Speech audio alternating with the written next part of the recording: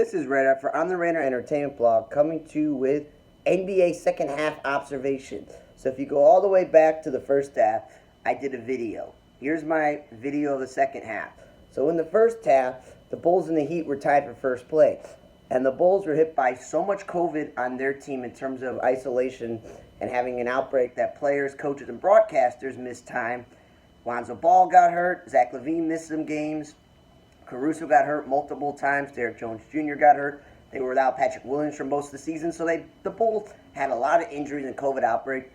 And they just seemed to collapse off as a team. No gang rebounding as a team. No team defense.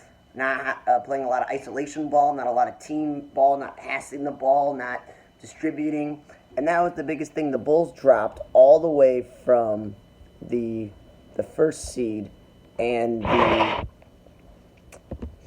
when they dropped from the first seed, they dropped all the way to the 6th spot.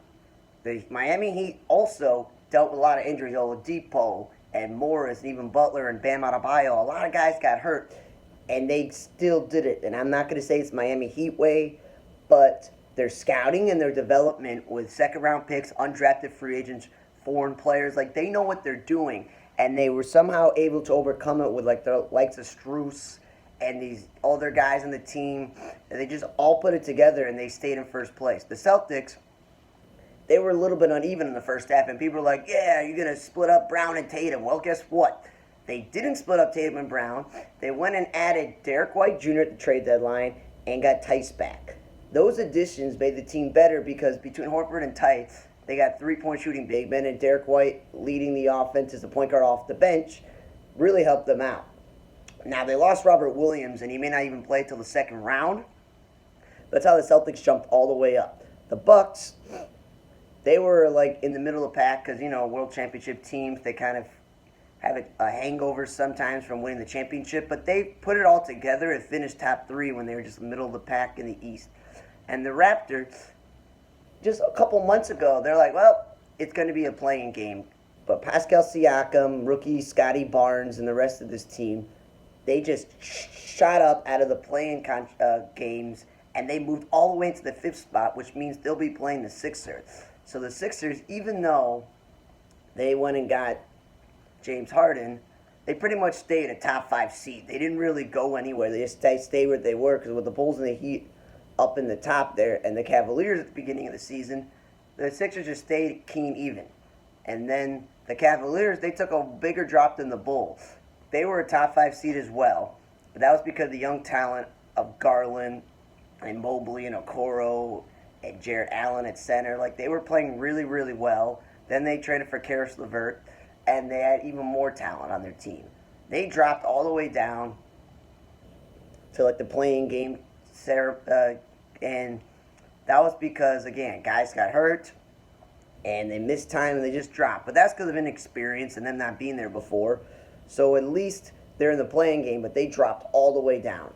Okay? The Hawks and Hornets are in the playing game, and the Hawks and the Knicks and the Hornets were struggling at the beginning of the season, but only the Hawks and Hornets played well enough in the second half to be in the playing game, while the Knicks completely went down. The Pacers continue this bad season, which surprised me because I thought this year, hiring Rick Carlisle, they would be better. But they had a lot of injuries.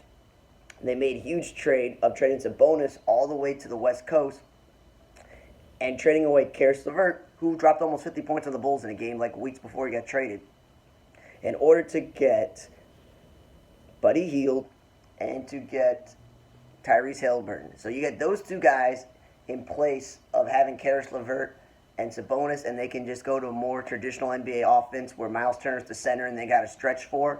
Okay, that's cool and dandy, but look, they're still bad back-to-back years, so I don't know what's going on there.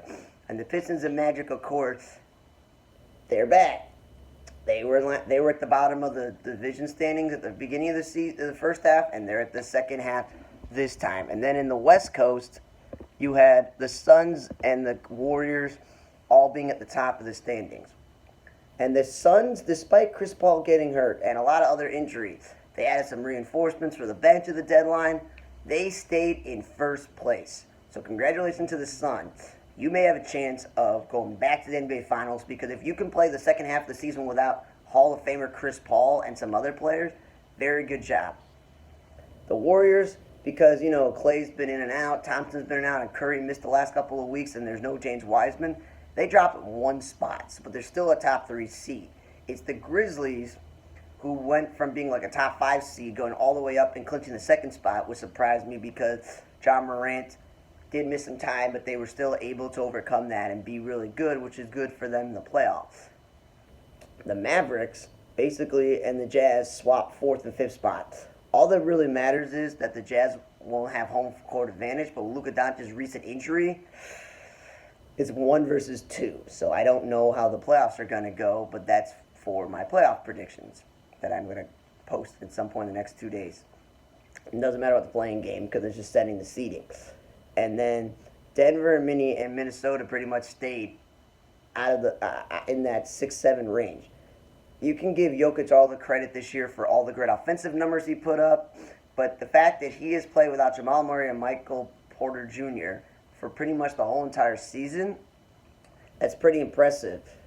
You would say, oh, he's on MVP, but yeah, if you can be the 6th seed in the West without your two other best players, that's a lot. That they did a really good job there. And then I, at the beginning of the season, was wrong. I said the Sixers are not going to make the playoffs, but that was because I thought that the seedings would go the Bulls and the Celtics and the Heat and the Bucks and then the Nets and the Cavaliers, maybe not.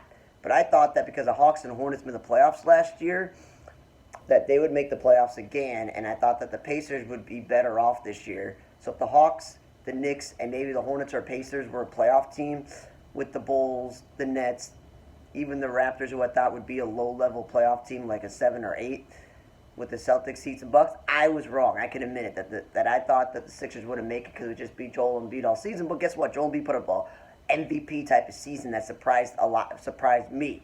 I also predicted that the Clippers wouldn't make the playoffs and the Lakers would. But guess what? The Lakers no longer were in the play-in like they were when the first half of the season ended. Basically, the Pelicans, even though Zion Williamson hasn't played all year, they traded C.J. McCollum to help Brandon Ingram. This team got to be in the playing game. The Spurs also got into be the playing game as well, which surprised me.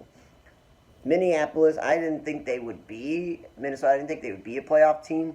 But based on how they played this year, they got into the playing game. So what I'm also wrong is I thought the Clippers wouldn't make it because if Kawhi Leonard doesn't play all season, and then it happened in the season that Paul George missed the season, I didn't think the Clippers would go out and get a bunch of these really good veteran players like Powell and Covington and whatnot, and they put it all together with Reggie Jackson and Morris and all these guys, and it'd be a team of role players. You got to give credit to Tyronn Lue for, despite having your two superstars miss a lot of time due to injury, that your role players, like as I mentioned, Jackson and Morris and Zubac and Nicholas Batum, these are guys that either they're bench players on a really, really good team or they're good starting role players on a team, and they just held it together to be the ace spot. I was wrong. I didn't think with this loaded West they would make it, but basically the major thing is you have the Suns and the Warriors and the Mavericks, the Jazz and the Nuggets. I thought all those were playoff teams. Okay? Grizzlies too, I thought were going to be a playoff team. What it really came down to was it's because the Lakers are not a top 8 seed that the Clippers are. That's where I got it wrong in my original predictions, but that's where you're like, okay, I got the Clippers wrong in making the playoffs when I didn't think them or the Sixers would make it because I should never have trusted the Knicks, the Wizards, the Pacers, the Hornets, or the Hawks to really be in the conversation for 6, 7, and 8 seeds so that the Sixers wouldn't have dropped, and that I didn't think the Lakers would be this bad, but I also didn't think that the Clippers wouldn't be in the playoffs. I didn't think the Clippers would be in the playoffs with all the injuries, but now Paul George is back, so you never know when he's playing games. That's the thing. But you can give credit to Tyronn Lue, give credit to Greg Popovich, and Willie Green in New Orleans. Like, they really hung in this year. And then, of course, the Blazers fell past the Kings. But that was because Damian Lillard and McCollum both are battling injuries, and a lot of other guys were hurt, and then they just unloaded the whole entire team and didn't really get that much back in all these trades, which is why, at this point, that's how the Blazers fell, because there was nothing to play for with Lillard out for the year and them trading away a lot of guys. So I'm a little surprised that the Kings passed them up, but that's more because Alvin Gentry has been an NBA head coach and an assistant head coach in this league for a long time. So the Kings play okay-ish to not fall all the way to the bottom. But you want them to fall all the way to the bottom so you can get a top draft pick. But because they went and got Sabonis, that's probably the main reason they had an all-star caliber player on their team. That's really what it is. Even though they traded away a lot of their core, but that's another story. And then the way it is, OKC and the Rockets, going into the season, at the first half as well, not really trying. So that basically stayed the same. So the surprising thing is the Lakers collapsed completely. That's the biggest difference in the West. Grizzlies getting the second swapping, the Warriors not so much, and the Jazz and the Mavericks swapping. But it's really the Clippers securing that A spot, the Lakers not being in it, and the Pelicans, the Spurs being the playing game when it comes to the East. You know, the Heat holding everything on for them, and when them holding everything on, and that the Celtics jumped up along with the Bucks. Sixers stayed the same even with Harden. The Raptors huge jump. The Bulls and the Cavaliers dropping were really surprises, and the Nets were bad, and they were able to get themselves to the 7th seed. It's really that the observations are the Bulls and the Cavaliers really dropped the ball on this. The Raptors and the Celtics and the Bucks jumped up, and the Heat, despite everything happened to them, same as the Bulls, they stayed. Everything happened to the Suns, they stayed the same. Warriors dropped one spot, Jazz and Mavericks swapping, doesn't really the same. So thanks for listening to the 2021-2022 NBA second half observation. For On the Radar Today blog, I'm Radar. See you guys next time.